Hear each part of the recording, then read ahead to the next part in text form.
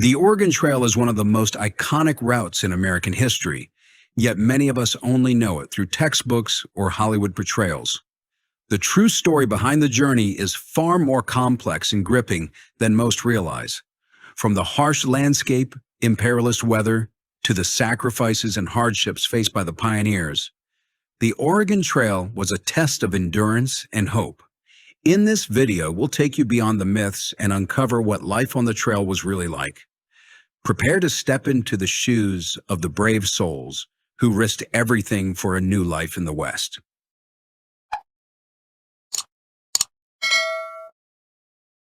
Many risked their lives because the Old West.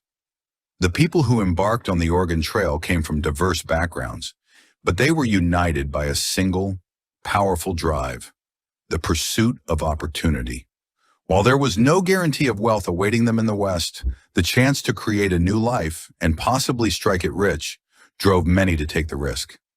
In the mid-1840s, the discovery of gold in California sparked excitement among those back east. News of the find spread rapidly, painting the West as a land of untold riches.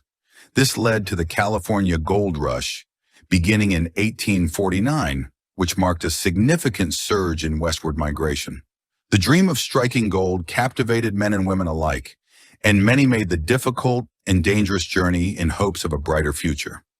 One such person was Lucina Wilson, who traveled the Oregon Trail with her husband and children. She later recalled the fervor that spread even to their remote log cabin on the prairie. In her words, "The gold excitement spread like wildfire, and as we had almost nothing to lose, and we might gain a fortune, we early caught the fever." For many pioneers, the allure of gold was irresistible, but others had different motivations. Beyond the gold rush, there was the ongoing promise of a better life, especially for those seeking land and independence. In 1850, the U.S. Congress passed the Oregon Donation Land Act, which further fueled migration to the West. The law promised 320 acres of free land to settlers, an offer too enticing to ignore. For some, the appeal of land ownership was so strong that they made the journey, claimed their land, and then returned east, having secured their portion of the West bounty. The lure of land, like that of gold, represented a chance for a fresh start, free from the constraints of the overcrowded and rigidly structured eastern states. Historian Francis Parkman, in his book The Oregon Trail, Sketches of Prairie and Rocky Mountain Life, offered a glimpse of the diverse range of people who set out along the trail. He recounted his own journey and the people he encountered. Some travelers were wealthy and influential, while others were among the lowest social outcasts. Yet one of the most striking observations he made was the presence of three elderly men, passionately debating the doctrine of regeneration. These men, like many others on the trail, were seeking not only material wealth, but also a spiritual or personal transformation. The Oregon Trail represented a new beginning for many, a chance to break free from the rigid social structures of the East. It offered the possibility of starting anew, of escaping past mistakes, or simply shaking off the constraints of society. Parkman, reflecting on the motivations behind such migrations, noted the puzzling range of reasons people undertook the journey. Whether driven by an unrealistic hope of a better life, the desire to escape the confines of law and order, or simply restlessness, many found that the reality of the West was harsher than they had imagined. He wrote, "I have often perplexed myself to divine the various motives, but whatever they may be, whether an insane hope of a better condition in life, or a desire of shaking off restraints of law and society, or mere restlessness, certain it is that multitudes bitterly repent the journey." Despite the hardships, many settlers found that the reward of reaching the promised land was worth the risk. But for some, the journey itself proved to be a profound test of character. Even after reaching their destination, some pioneers felt a sense of disillusionment, having expected more than the harsh realities of life in the West could offer. Nonetheless, the Oregon Trail remains a symbol of perseverance, ambition, and the constant search for a better future in an uncertain world. People could only pack what they needed. Traveling along the Oregon Trail required a profound shift in priorities for most immigrants. In order to lighten their loads and maximize efficiency, pioneers had to part with many of their possessions, taking only what was absolutely necessary for survival. The choices they made were difficult as they left behind the homes they had built, the land they had worked, and the businesses they had established. For many, it was a leap into the unknown, with the hope that the West would offer the opportunity to build something better or even strike it rich. They packed only essentials into their 14-foot-long, 4-foot-wide prairie schooner wagons, hoping that, against the odds, they would be among the fortunate few to succeed. The spring of 1852 marked the beginning of this arduous journey for many, bringing with it the chaos and frantic preparations that came with leaving one's home behind.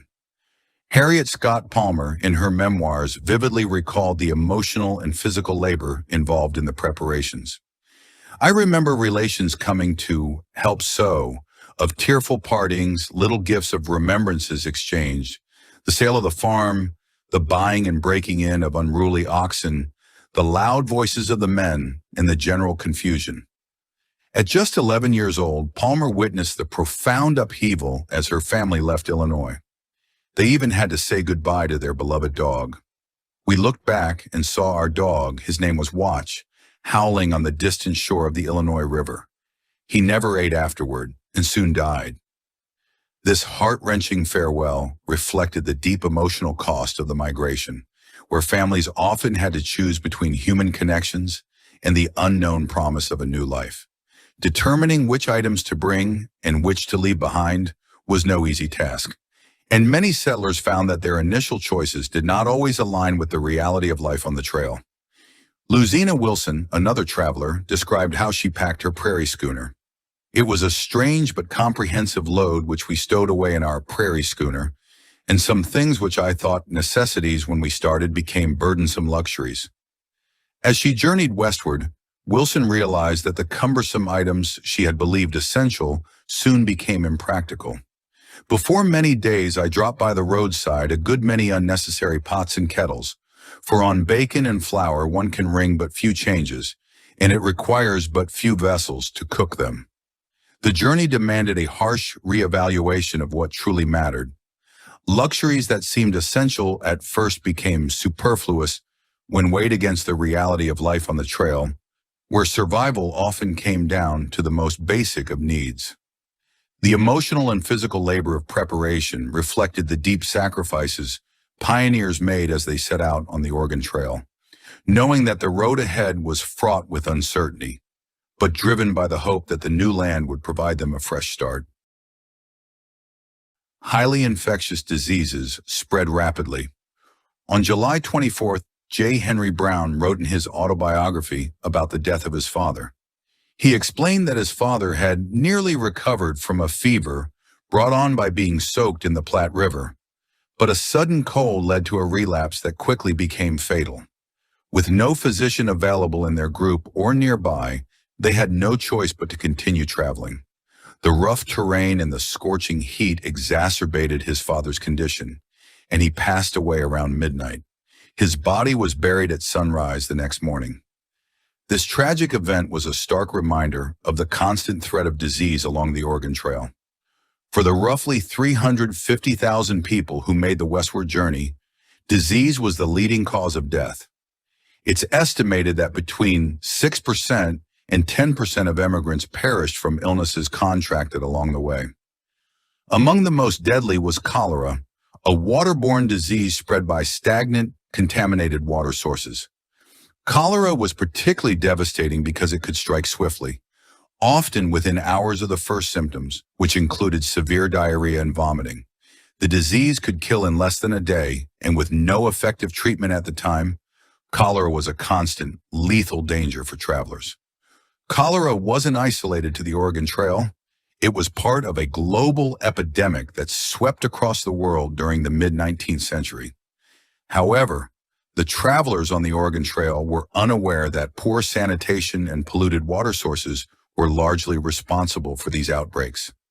At the time, medical knowledge was limited, and the link between hygiene and the prevention of diseases like cholera was not yet understood.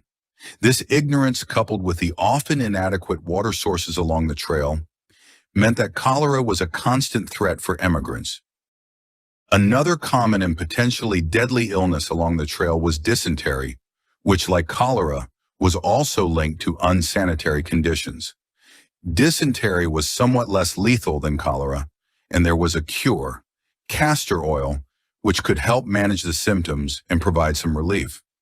However, dysentery still caused significant suffering and death, as dehydration and weakness often led to complications, especially without proper medical care. In addition to cholera and dysentery, a variety of other illnesses plagued travelers on the Oregon Trail. Measles, smallpox, and pneumonia were not uncommon, and the stress of the journey made individuals more vulnerable to these diseases. Mountain fever, scurvy, and food poisoning also contributed to the toll of illness. While these diseases were serious and sometimes fatal, they were not as widespread or as deadly as cholera or dysentery. The high mortality rate from disease during the Oregon Trail migration underscores the immense challenges faced by immigrants. The lack of medical knowledge, the inadequate conditions for hygiene, and the long stretches of remote, harsh terrain meant that sickness could spread quickly and claim lives with terrifying speed. For many, the prospect of reaching the promised land of the West was overshadowed by the ever-present threat of illness, making the journey not just physically exhausting, but often a race against time. Food was plentiful.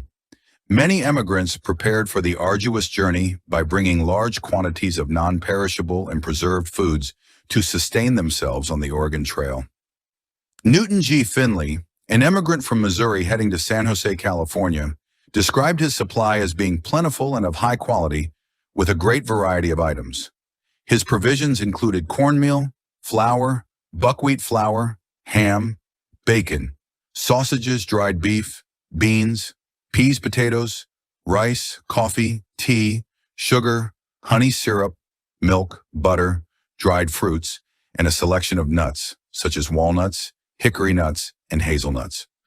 This careful preparation allowed many to travel without constant concern for food shortages. However, not all immigrants had access to the same variety or quality of food. Some families, like that of Luzina Wilson, enjoyed luxuries that others could only dream of. Wilson fondly recalled that her family had fresh milk throughout their journey, a rare treat on the trail. "One luxury we had which other immigrants nearly always lacked: fresh milk," she wrote. This advantage came from their cow, which they brought along with them, a gentle mully cow that Wilson never parted with.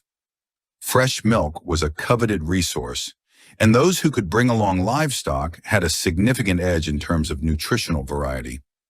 Other immigrants, particularly those with good hunting skills, were able to supplement their diet with game. Sarah Bird, who was a young child when she traveled west with her family, vividly remembered the sight of buffalo herds. "I can remember it all as plain as day, seeing them buffalo tear by, with their tails up and their heads close to the ground. There must have been 100 or more. The buffalo provided much-needed meat, and Bird's family roasted it using a method that reflected the resourcefulness of many pioneers. Meat was roasted by putting a big piece of tin in front of the fire. It was a sort of reflector. The meat was put between it and the fire, and you never tasted anything better than meat roasted that way." This simple yet effective method of cooking was a treat for those who had access to it, and buffalo meat helped to sustain families for a time during the journey. When food supplies ran low, or when the journey became too difficult, immigrants could visit trading posts along the way to purchase more provisions. These trading posts were vital lifelines, offering everything from essential food to luxuries that could not be found on the trail. Alonzo Delano, whose diaries chronicled his journey from Ottawa, Illinois to California, recalled his excitement upon reaching Fort Laramie in Wyoming, a well-known trading post. "On joining them, I was offered a piece of pie and cheese. 'Ye God,' he exclaimed. Pie, veritable dried apple pie, which Charlie Lewis made with his own hands.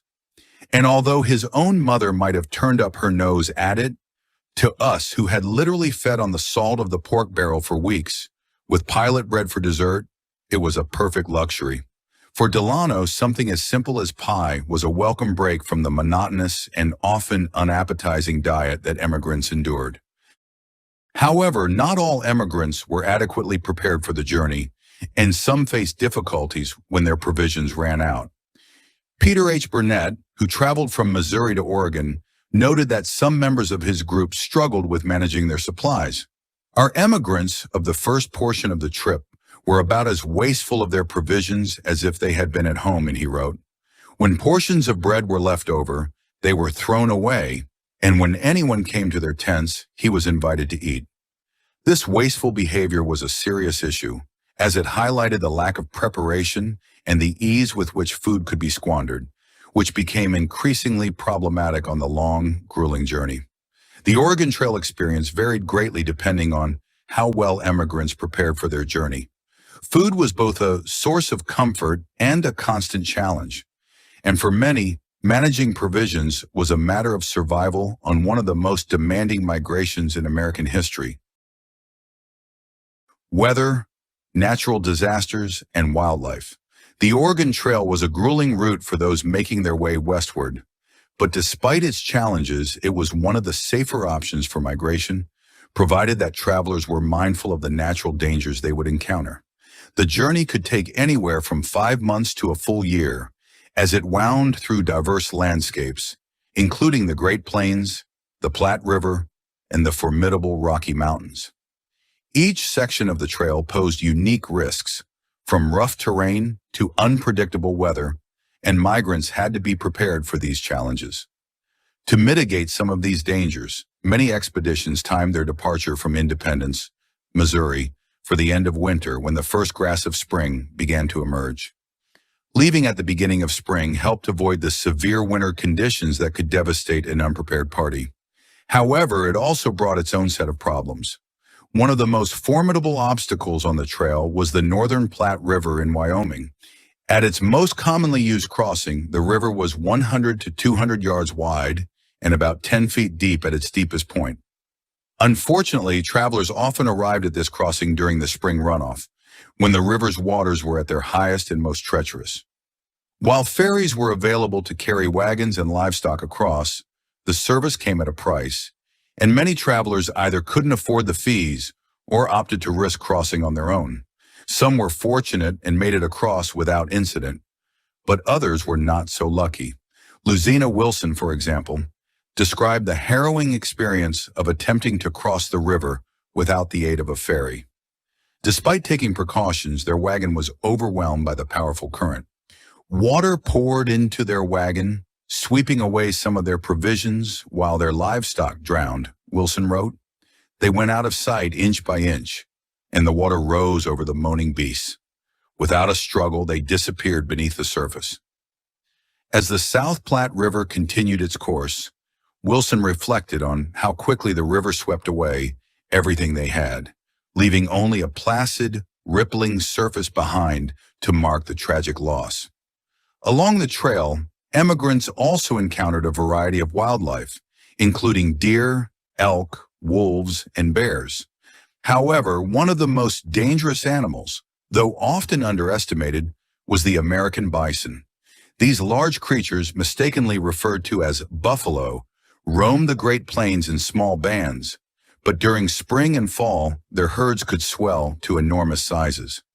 The sheer size and unpredictable movements of these herds made them a potential hazard to travelers, especially when they unexpectedly approached migrant camps. Sarah Bird, who was a child when her family made the journey, recalled the panic that erupted in her camp when a herd of bison was spotted in the distance. It was dusk, and we'd gone into camp when, all at once, way off in the distance, we see a big cloud of dust, she remembered. As the herd drew closer, the camp became chaotic. Somebody yelled, "It's buffalo. Looks like 1,000,000 of them, and they're coming this way." Although the number of bison was exaggerated, the sheer power and intensity of the approaching herd were undeniable. The ground trembled under their hooves and the camp was thrown into disarray.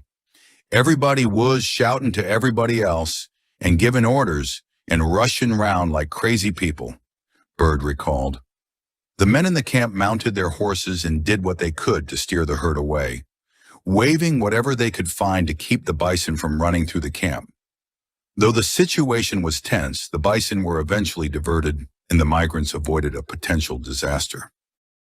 The travelers had to navigate these challenges with a mix of preparation, resourcefulness, and sometimes sheer luck.